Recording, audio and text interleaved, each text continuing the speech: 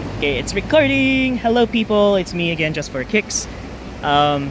This is my Filipino passport, as you can tell, blah blah blah, information block, but you can see it's me. So, I came to Kosovo on a Filipino passport, and this is what Kosovo looks like, at least Prizren. I don't know if I'm saying it right, Prizren. And yeah, you can enter Kosovo by land through Albania, but you have to have an Albanian not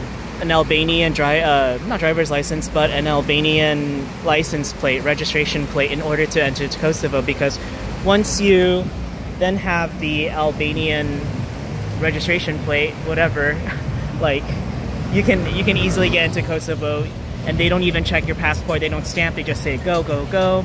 You don't have to pay for registration. So yeah, if you're a Filipino citizen and you want to go into Kosovo, hey, now's the time to do it, because our government doesn't recognize Kosovo's sovereignty. So technically, as a Filipino citizen, I'm here in Serbia, but it's Kosovo, and it's a very, very different culture here and language.